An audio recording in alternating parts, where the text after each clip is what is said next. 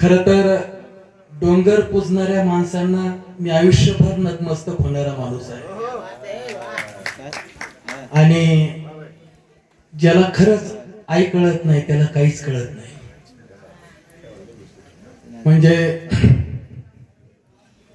मी खरं तर समाधान दादा, प्रशांत दादा, पवार सर ही सगळी माणसं जेव्हा एखाद्या मंचावर असतात तेव्हा खरं तर माझ्यासारख्या माणसानं हाताची घडी आणि तोंडाचं बोट करून ऐकायला पाहिजे. मी यांना बघत बघत कविता शिकणारा माणूस आहे, यांच्या प्रेमात वाहून गेलेला माणूस आहे.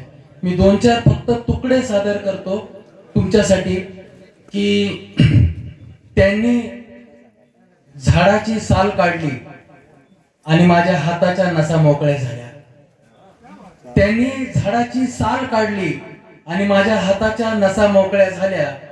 झाड लावून फोटो काढणं लय सोपं असतं, माणूस असून झाड पण जगणं लय अवघड. माणूस असून झाड पण जगणं लय अवघड. पुन्हा अशाच काही एक नवीन तुकडा सादर करतो की जेव्हा पोरांच्या हातात पुस्तकं होती तेव्हा मंदिर, मस्जिद आणि अमुक अमुक ठिकाणी कानठळे बसणारे भोंगे होते. आणि आता पोरं रील मध्ये व्यस्त झाली आणि सरकारने सगळे भोंगे काढून टाकले. पुन्हा एक कडवं असं आहे की माणसांची आदळ असणाऱ्या ठिकाणी साप फिरकत नाही. सापांची बिळं उद्ध्वस्त करून माणसं राहू लागली.